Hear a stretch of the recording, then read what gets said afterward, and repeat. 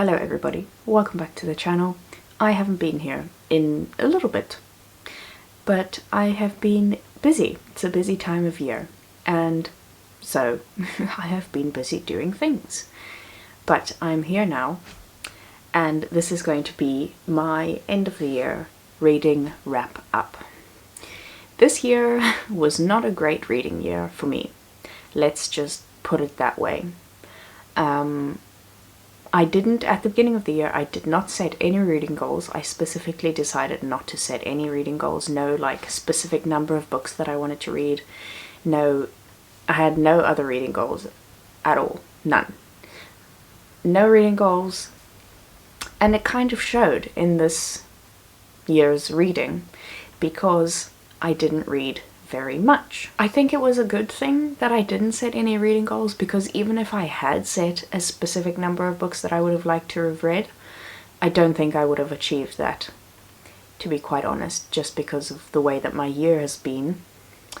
And I think I would have felt worse if I had set a reading goal and I hadn't achieved it. Like if I had set, let's say if I had said I want to read 30 books this year, whatever, and I only ended up reading the amount of books that I have read, I think I would have felt quite sad.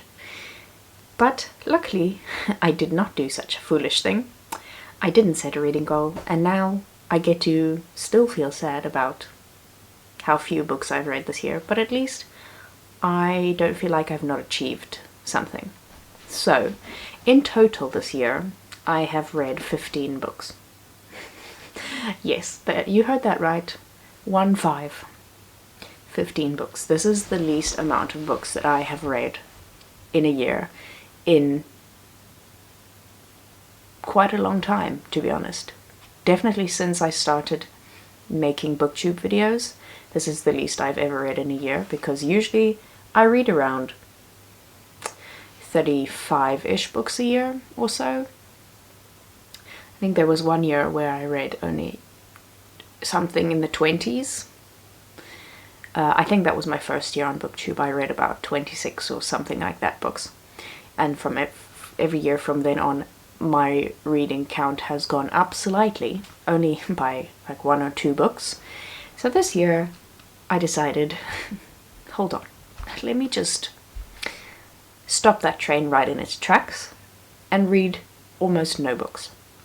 But that being said, I also think that reading a whole bunch of books in a year doesn't make you better than anybody who reads very few books in a year. It's all that matters really is that you're reading. What matters more than reading a lot of books is actually reading books that you enjoy, which is why my reading year has been so disappointing, because most of the books that I read this year I didn't actually enjoy that much. I don't have many standout books of the year. I have one very clear top book of the year, and then a second place book, and that's it. I don't have a top 5 for this year. I could turn my list into a top 5. I could do that. But I don't want to have to, because honestly, there are only 2 books this year that I really genuinely loved, and that I have been talking about ever since, and that I would highly recommend to just about anybody who wants to read them. So, without further ado, I'm going to give you a quick rundown of all of the books that I read this year. I'm going to give you like a 1-sentence review, basically, and then I will tell you my top 2 books for this year. So, in chronological order, we started off the year terribly with At Certain Points We Touch by Lauren John Joseph. This book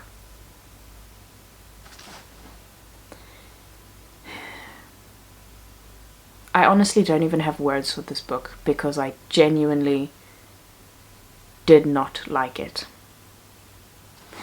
So this is not going very well for me. Anyway, next up, Intermezzo by Sally Rooney. Probably the worst Sally Rooney book to start with if you actually want to continue reading more of her works. The Picture of Dorian Gray by Oscar Wilde. I can now say that I have read this book. It's not a bad book by any means, and it has a very important, timely, interesting message. I would probably have to reread it again, though, to completely fall in love with it. Or maybe I won't even fall in love with it. I don't know. I think I'm just not in the right headspace to be reading those books this year. Close to the Bone by Lisa Ray. This is such an interesting and incredibly well-written memoir. Black Butterflies by Ingrid Jonker. Beautiful poetry, but I think it suffers a bit, let's say it suffers a bit from having been translated. It was originally written in Afrikaans, and it has been translated into English in the edition that I have, and I think it takes away a little bit of the magic of the poetry from having been translated from Afrikaans to English. It doesn't translate that well. Then, The Waiter by Mathias Faldbakken definitely does not suffer from having been translated. It was originally written in Norwegian, and it was translated by Alice Menzies, if I'm not mistaken. Ingrid Jonker's poetry was translated by André Pierre Brink and Ankie Kroch, ? But definitely André Pierre Brink, as far as I can remember. Also, The Waiter is the only book this whole year that got its own separate video on my channel, talking only about that book. Then, Evenings and Weekends by Oisin McKenna. This is the way that people should write multiple person perspective books, but the story didn't really grab me that much. Killing Stella by Marlen Haushoffer. This is a very short, very weird, very intriguing story, and makes you, or at least made me, want to read more of her work. Paradise by Edna O'Brien. I still don't really know what that story was about, and the side characters are 100% more interesting than the main characters. I Have More Souls Than One by Fernando Pessoa is another beautiful collection of poetry. This does not suffer from having been translated either. These translations, I think, did very well. Not that I speak Portuguese and have read the originals, I couldn't tell you, but the poetry itself in English form reads really well and is very lovely, so I can only imagine how beautiful it would be in the original. Then White Nights by Fyodor Dostoevsky. I don't get the hype for this one, to be honest. It became really popular last year, maybe? Last year or the year before. Partially, or mostly, probably due to Jack Edwards. I think he made a video about it on TikTok or something like that, and then the whole world suddenly wanted to go and read this book, and it has blown up, and it has become a really popular classic. I don't quite understand why. I didn't think it was that great, but that's just me. Then, The Coin by Yasmin Zaher. I really liked this book. There were things that annoyed me, mostly the main character, but it just reaffirms my suspicions or my conviction that complex characters make for more compelling stories. That is the hill that I will die on. And The Coin definitely has a complex main character. She has issues, to be quite frank with you. All of the three books that I'm about to talk to you about, the main character is a woman who has issues. I kind of fell into this weird rabbit hole of issued main character books in the last part of this year, but still The Coin is definitely a good read. Then The Tenants by M.A. Bennett. my voice is giving up on me, sadly. Hold on. Water break. The Tenants by M.A. Bennett.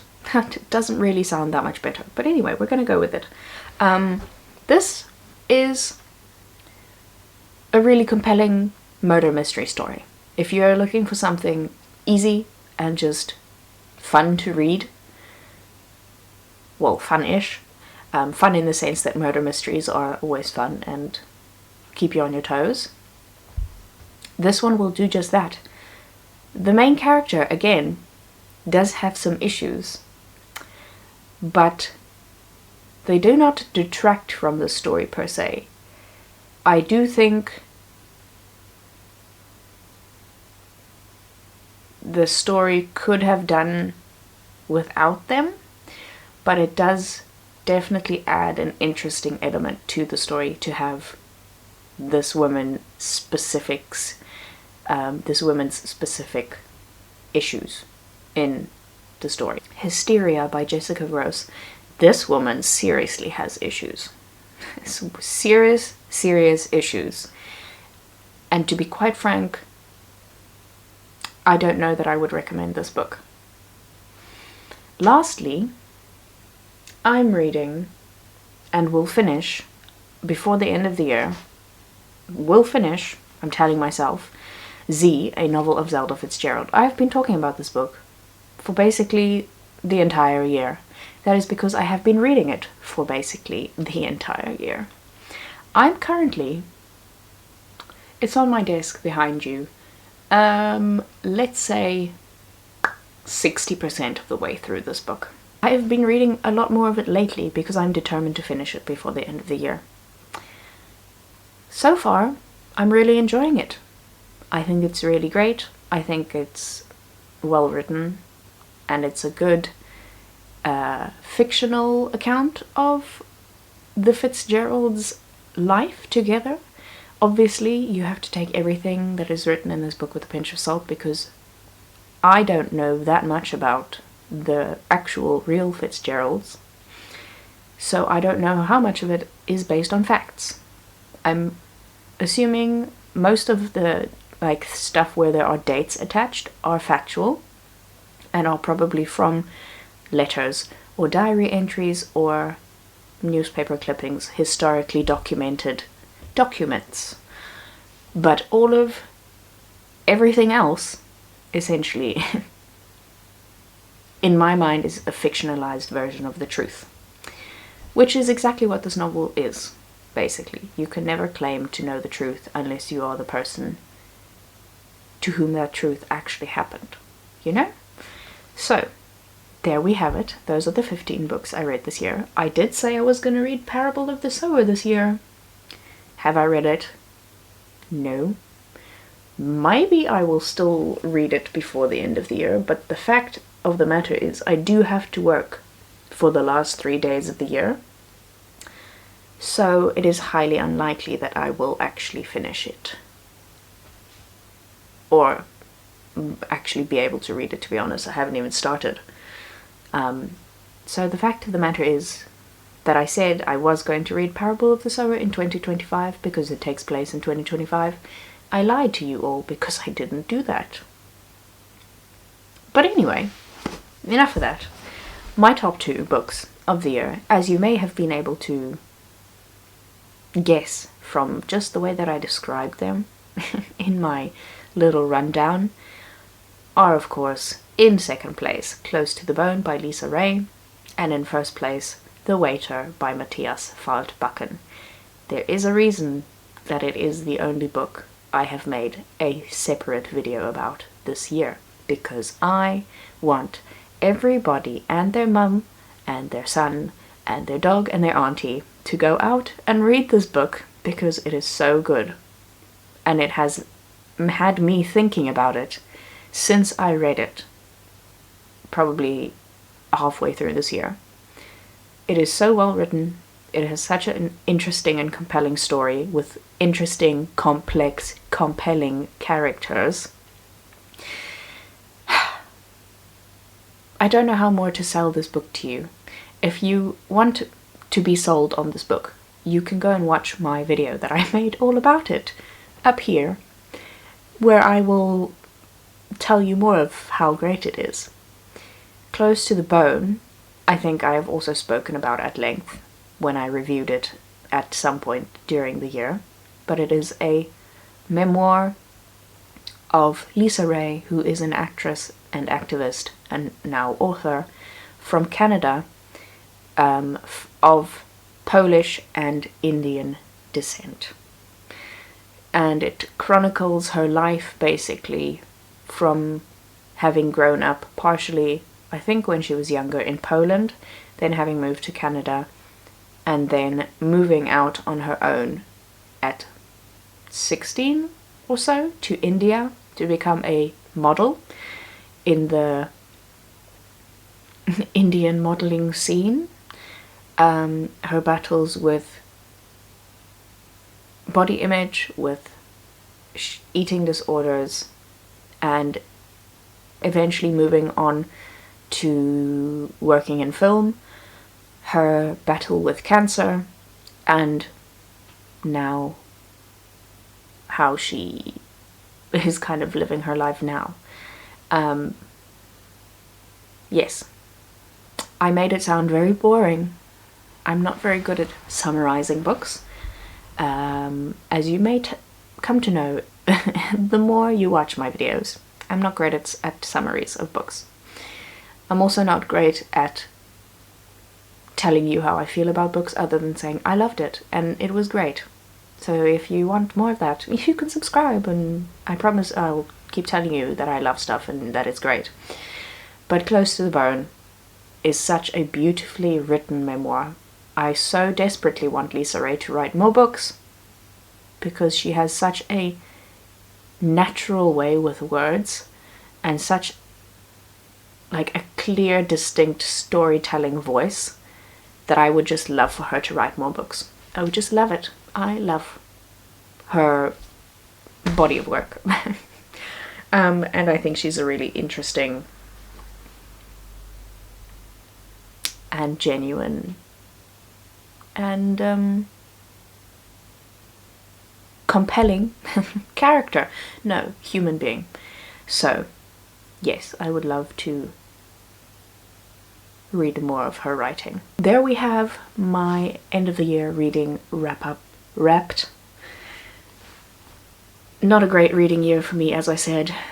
I'm hoping and praying and planning that next year is going to be better, because I have far too many books on my bookshelf that need reading for me to be not reading them. I've been saying this since the dawn of my booktube channel, because I have always had too many books on my bookshelf that I need to read that I am not reading. And I keep buying more. I keep buying more of them. It's not like I have books that I need to read and they just stay static. It's not a static amount. It keeps increasing. So I better start increasing the rate at which I read them, which I am planning on doing next year. I'm actually about to film my planning for next year video as well, which you will be seeing very soon. So you get to see what I'm planning on doing next year. I think I may have gone a little bit crazy, but that's fine, because how else am I going to read all of the books that I want to read in this lifetime, you know? So there we have it. Thank you for being here. Thank you for spending your year with me. I really appreciate it.